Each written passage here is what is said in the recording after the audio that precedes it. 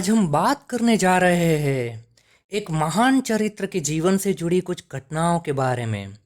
भगवान नारायण के परम भक्त मुनि शिरोमणि विप्रवर नारद जी। एक समय की बात है, मुनि शिरोमणि नारद जी हिमालय पर्वत में गंगा नदी के निकट दिव्य आश्रम की गुफा में तपस्या करने गए। वे सुदीर्घ काल तक वहां तपस्या करते रहे। उन्होंने वहां समाधि लगाई जिसमें ब्रह्म का साक्षात्कार करने वाला अहम ब्रह्मास्मि, मैं ब्रह्म हूँ, यह विज्ञान प्रकट होता है। यह देख देवराज इंद्र कांप उठे। ये नारद मुनि मेरा राज्य लेना चाहता है। मन ही मन ऐसा सोचकर इंद्र ने कामदेव को नारद जी की तपस्या में विघ्न डालने का आदेश दिया। यह आज्ञा पाकर कामदेव वसंत को साथ ले बड़े गर्व से उस स्थान पर गए और अपना उपाय करने लगे। कामदेव और वसंत के अथक प्रयत्न करने पर भी नारद मुनि के चित्त में विकार नहीं उत्पन्न हुआ। महादेव जी की कृपा से ही नारद मुनि पर कामदेव का कोई प्रभाव नहीं पड़ा।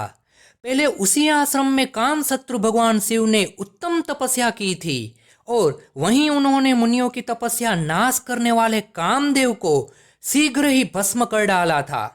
उस समय रति ने कामदेव को पुनः जीवित करने के लिए देवताओं से प्रार्थना की।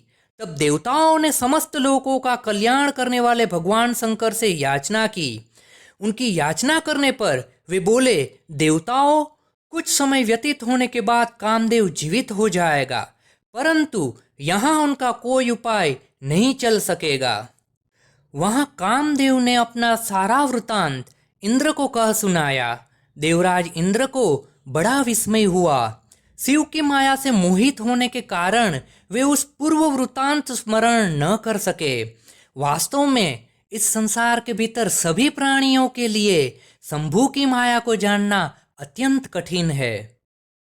जब नारद जी ने अपनी तपस्या को पूर्ण हुआ समझा, तब उन्होंने ऐसा माना कामदेव पर मेरी विजय हुई। नारद जी के मन में व्यर्थ ही गर्व हो गया। भगवान शिव की माया से मोहित होने के कारण उन्हें यथार्थ बात का ज्ञान नहीं रहा। उस माया से अत्यंत मोहित हो मुनि शिरोमणि नारद अपना काम विजय संबंधित वृतांत बताने के लिए तुरंत ही कैलाश पर्वत पर गए। उस समय वे विजय के मत से उन्मत्त हो रहे थे।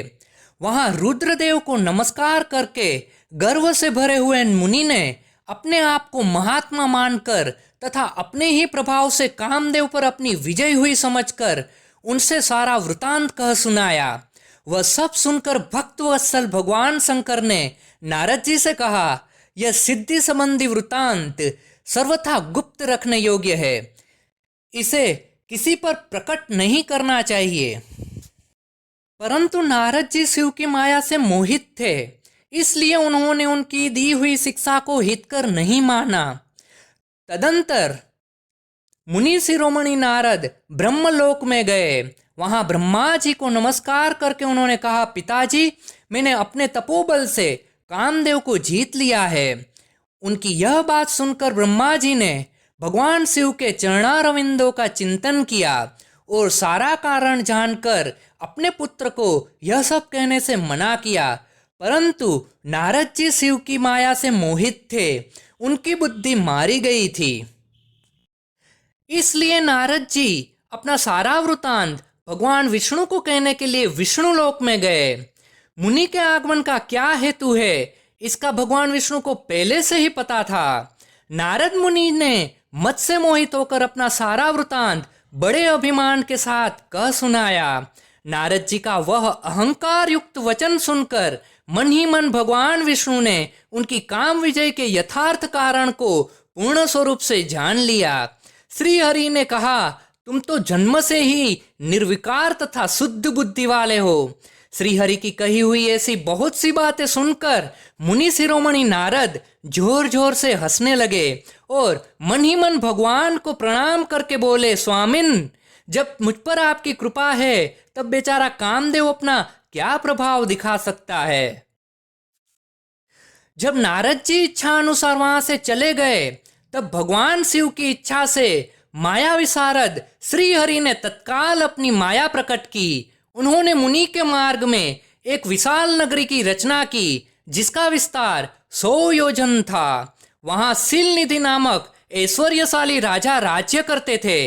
वे अपनी पुत्री का स्वयंवर करने के लिए उद्यत थे, अतः उन्होंने एक महान उत्सव का आयोजन किया था। ऐसे सुंदर राजनगर को देख नारद जी मोहित हो गए।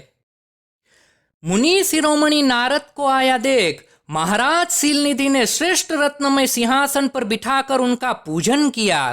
तत्पश्चात अपनी सुंदरी कन्या को, जिसका नाम श्रीमती था, बुलवाया और उससे नारद जी के चरणों में प्रणाम करवाया। राजा सीलनिधि ने नारद जी से कहा, महर्षि, आप इनका भाग्य बताइए। राजा के इस प्रकार पूछने पर काम से विह्वल हुए मुनि श्रेष्ठ नारद उस कन्या को प्राप्त करने की इच्छा मन में लिए राजा को संबोधित करके इस प्रकार बोले, भूपाल, आपकी यह पुत्री परम सौभाग्यशाली है। इसका भावी पति निश्चित ही भगवान शंकर के समान वैभवशाली, सर्वेश्वर, किसी से पराजित न होने वाला, वीर, काम विजयी तथा संपूर्ण देवताओं में श्रेष्ठ होगा। ऐसा कहकर राजा से विदा ले इच्छा अनुसार विचरने वाले नारद मुनि वहां से चल दिए। वे काम से वशीभूत हो गए थे। वे मन ही मन सोचने लगे कि मैं इस राजकुमारी को कैसे प्राप्त करूं। वे सोचने लगे, समस्त नारियों को सौंदर्य सर्वथा प्रिय होता है। सौंदर्य को देखकर ही वह प्रसन्नता पूर्वक मेरे आधीन हो सकती है, इसमें संशय नहीं है। ऐसा विचार कर काम से विह्वल हुए मुनिवर नारद भगवान विष्णु का रूप ग्रहण करने के लिए तत्काल उनके लोक में जा पहुंचे। नारद जी ने भगवान विष्णु को प्रणाम करके बोले, मैं आपके भक्त जो राजा सीलनिधि है, उनकी विशाल लोचना कन्या से विवाह करना चाहता हूँ। मैं आपका प्रिय सेवक हूँ, अतः आप मुझे अपना स्वरूप दे दीजिए, जिससे राजकुमारी श्रीमती निश्चय ही मुझे वर ले। भगवान विष्णु बोले, मुने, तुम अपने अभीष्ट स्थान को जाओ। मैं उसी तरह तुम्हारा हित साधन करूंगा जैसे श्रेष्ठ वैद्य अत्यंत पीड़ित रोगी का करता है, क्योंकि तुम मुझे विशेष प्रिय हो। ऐसा कहकर भगवान विष्णु ने नारद मुनि को मुख तो वानर का दे दिया और शेष अंगों में अपने जैसा स्वरूप देकर वे वहां से अंतर्धान हो गए। भगवान की पूर्वोक्त बात सुनकर और उनका मनोहर रूप प्राप्त हो गया समझकर नारद मुनि को बड़ा हर्ष हुआ। तदंतर मुनि श्रेष्ठ नारद शीघ्र ही स्वयंवर सभा में जा पहुंचे। वहां नारद जी की रक्षा के लिए भगवान रुद्र के 2 पार्षद आए थे। वे ही नारद जी के रूप परिवर्तन के उत्तम भेद को जानते थे। मुनि को कामवेश से मूढ़ हुआ देख के दोनों पार्षद उनके निकट गए और उनकी हंसी उड़ाने लगे, परंतु मुनि तो काम से विह्वल हो रहे थे, अतः उन्होंने उनकी यथार्थ बात भी अनसुनी कर दी। वे मोहित हो श्रीमती को प्राप्त करने की इच्छा से उसके आगमन की प्रतीक्षा करने लगे। इसी बीच में वह सुंदरी राजकन्या सोने की एक सुंदर माला ले स्वयंवर के मध्य भाग में लक्ष्मी के समान खड़ी हुई। वो माला हाथ में लेकर अपने मन के अनुरूप वर की अन्वेषण करती हुई सारी सभा में भ्रमण करने लगी। नारद मुनि का भगवान विष्णु के समान शरीर और वानर जैसा मुंह देखकर वह कुपित हो गई और उनकी ओर से दृष्टि हटाकर प्रसन्न मन से दूसरी ओर चली गई। इतने में राजा के समान वेशभूषा धारण किए हुए भगवान विष्णु वहां आ पहुंचे। राजकुमारी ने तत्काल ही उनके कंठ में वरमाला पहना दी। भगवान विष्णु उस राजकुमारी को साथ लेकर तुरंत ही अदृश्य हो गए और अपने धाम में जा पहुंचे। तब वे दोनों पार्षद नारद जी से बोले, हे मुने, तुम व्यर्थ ही काम से मोहित हो रहे हो और सौंदर्य के बल से राजकुमारी को पाना चाहते हो। अपना वानर के समान द्रोणित मुंह तो देख लो। नारद जी दर्पण में अपना मुंह देख के क्रोध से जल उठे और माया से मोहित होने के कारण उन दोनों शिवगणों को वहां श्राप देते हुए बोले, अरे तुम दोनों ने मुझ ब्राह्मण का उपहास किया है, अतः तुम ब्राह्मण के वीर्य से उत्पन्न राक्षस हो जाओ। ब्राह्मण की संतान होने पर भी तुम्हारे आकार राक्षस के समान ही होंगे। सदा सब घटनाओं में भगवान शिव की इच्छा मानने वाले वे दोनों पार्षद उदासीन भाव से अपने स्थान को चले गए। नारद जी भगवान विष्णु के किए हुए कपट को याद करके मन में क्रोध लिए विष्णु लोक गए। नारद जी ने श्री हरि से कहा, हरे तुम बड़े दुष्ट हो, कपटी हो और समस्त विश्व को मोह में डाले रहते हो। नारद जी भगवान विष्णु को शाप देते हुए बोले, विष्णु तुमने स्त्री के लिए मुझे व्याकुल किया है। यह कपटपूर्ण कार्य करते हुए तुमने जिस स्वरूप में मुझे संयुक्त किया था उसी स्वरूप में तुम मनुष्य हो जाओ और स्त्री के वियोग का दुख भोगो। तुमने जिस वानरों के समान मेरा मुंह बनाया था वे ही उस समय तुम्हारे सहायक होंगे। श्री हरि ने शंभू की माया की प्रशंसा करते हुए उस श्राप को स्वीकार कर लिया। तदंतर महामाया करने वाले शंभू ने अपनी उस विश्वमोहिनी माया को, जिसके कारण ज्ञानी नारद जी भी मोहित हो गए थे, उस माया को खींच लिया। अब नारद जी को पूर्ववत ज्ञान प्राप्त हो गया और वे भगवान विष्णु के चरण में गिर पड़े। वे बोले, नाथ माया से मोहित होने के कारण मेरी बुद्धि बिगड़ गई थी। प्रभु उस शाप को आप मिथ्या कर दीजिए, मैंने बहुत बड़ा पाप किया है। हरे मैं आपका दास हूँ, बताइए मैं क्या प्रायश्चित करूँ जिससे मेरा पाप समूह नष्ट हो जाए और मुझे नरक में ना गिरना पड़े। तब श्री विष्णु ने उन्हें उठाकर कहा, तात खेद ना करो, तुम मेरे श्रेष्ठ भक्त हो, इसमें संशय नहीं है। भगवान शिव तुम्हारा कल्याण करेंगे।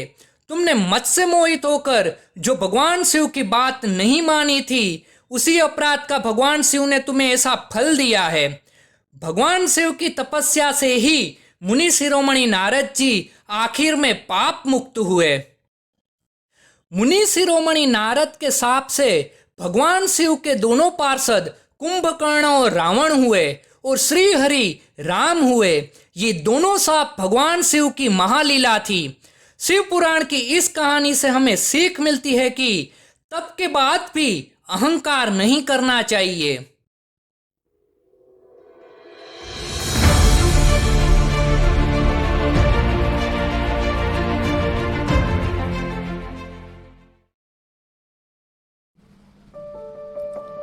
Thank you very much for watching. If the content of our channel is admirable, please like, share and subscribe.